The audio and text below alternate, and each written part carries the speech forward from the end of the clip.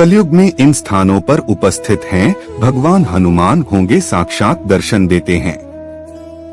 शास्त्रों और वेदों में भगवान हनुमान को कलयुग का देवता बताया गया है। कहा जाता है कि जो भक्त सच्ची श्रद्धा से हनुमान जी की पूजा करेगा उसे भगवान जरूर दर्शन देंगे, इसलिए इन्हें कलयुग का जीवित या जागृत देवता कहा गया है। गंधमादन पर्वत, इस पर्वत पर कलयुग में भगवान हनुमान का निवास है। इसके कई प्रमाण कई जगहों पर मिलते हैं। कहा जाता है कि कई साधु संतों ने भी इसी स्थान पर तपस्या कर हनुमान जी के दर्शन प्राप्त किए।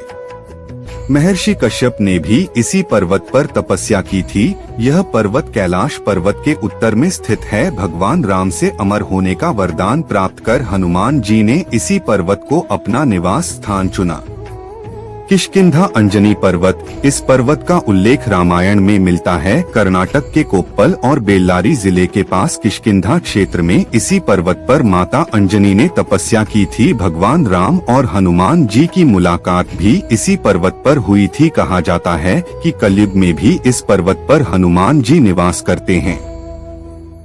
राम भक्त भगवान हनुमान केवल अपने भक्तों नहीं बल्कि राम भक्त के मन में भी बसते हैं। रामायण में उल्लेख मिलता है कि जब भगवान राम पृथ्वी लोक का परित्याग कर रहे थे तब उनके साथ भक्त हनुमान भी जाना चाहते थे, लेकिन राम जी ने कहा जब कलयुग का समय आएगा और धर्म का खात्मा हो रहा होगा तब जो राम भक्त होंगे तुम उनके दिलों में रहना, इसलिए राम भक्तों के दिलों में सदा हनुमान जी विराजित होते हैं।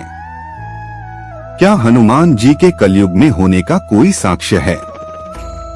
7 चिरंजीवियों के बारे में बहुत सारी जानकारी गूगल से मिलती है। इन 7 चिरंजीवियों में एक हनुमान भी है। हनुमान जी रामायण काल के चरित्र है और इनके महाभारत काल में होने का प्रमाण व्यास जी रचित महाभारत में भी उपलब्ध है। अर्जुन के रथ की पताका पर हनुमान जी बैठे थे और भीम ने देवलोक से जब ब्रह्मकमल पुष्प लाने के लिए गए थे अर्जुन के स्वागत हेतु द्रौपदी के कहने पर, तब भीम से भी इनकी मुलाकात हुई थी और भीम को ज्ञान दिया था।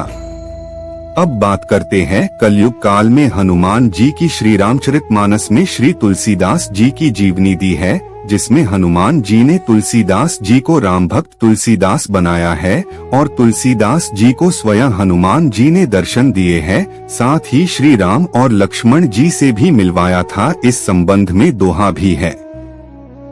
चित्रकूट के घाट पे भाई संतन की भीड़, तुलसीदास चंदन घिसे तिलक लेत रघुवीर। सिर्फ इतना ही नहीं, तुलसीदास को भारद्वाज ऋषि और यनवल के मुनि ने भी प्रयाग में दर्शन दिए थे। इसके बाद तुलसीदास जी को भगवान शिव ने और माता पार्वती ने भी दर्शन दिए तथा अपनी भाषा में रामायण लिखने को कहा तथा साथ ही बहुत प्रसिद्ध होने का वरदान दिया। यह श्री रामचरितमानस में संत तुलसीदास की जीवनी में लिखा है। यह किताब धर्म ग्रंथ राजा अकबर के समय लिखी गई थी। आज से लगभग 500 साल पहले पता ही है कि संत तुलसीदास जी लगभग 126 वर्ष जिंदे रहे। बाबर के अयोध्या मंदिर विध्वंस के समय बाल्यकाल में थे, लगभग 15 या 16 साल के। फिर हुमायूं, अकबर और जहांगीर के समय तक जिंदे रहे और अपनी कृतियों में अयोध्या मंदिर के तोड़े जाने के बारे में भी लिखा है। रामायण पाठ शास्त्रों में कहा गया है कि जहाँ भी रामायण का पाठ होगा वहाँ किसी न किसी रूप में भगवान हनुमान जरूर उपस्थित रहेंगे। इसलिए कई बार ऐसा देखा जाता है कि जहाँ रामायण का पाठ होता है वहाँ वानर आ जाते हैं। श्री रामचरितमानस में लिखा है कि जहाँ कहीं भी रामायण कथा होती है पूरे विश्व में वहाँ सभी जगह एक ही समय में हनुमान अवश्य ही किसी न किसी रूप में उपलब्ध होते हैं। श्री हनुमान स्तवन हनुमान चालीसा में लिखा है कि यत्र यत्र रघुनाथ कीर्तनम तत्र तत्र कृतमास्तिकंजलम वाष्पवरी परिपूर्ण लोचन मारुति नमत राक्षसाकांतकम। लिखा हुआ तो प्रमाण ही माना जाएगा।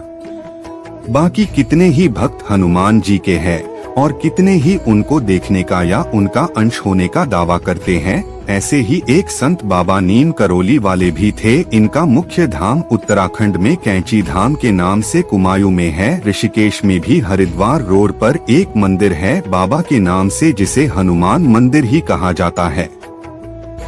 हनुमान जी की विशाल प्रतिमा लगी है। इनके भक्त देश विदेश में है और बहुत समर्पित है। बाबा नीम करोली एक सिद्ध पुरुष थे। नीम करोली बाबा नीम करोली के भक्त उन्हें साक्षात हनुमान जी का ही अवतार मानते हैं। उनके भक्त मानते हैं कि कलयुग में नीम करोली बाबा के रूप में हनुमान जी का ही जन्म हुआ है। बाबा से जुड़े ऐसे कई चमत्कार हुए जो कि भगवान हनुमान से जुड़े हैं। मार्क जुकेरबर्ग फेसबुक के संस्थापक भी इनके बड़े भक्त हैं। एप्पल स्टोर के संस्थापक स्टीव जॉब्स भी इनके भक्त थे, ऐसा कहा जाता है, और कैंची धाम में दर्शन कर चुके हैं।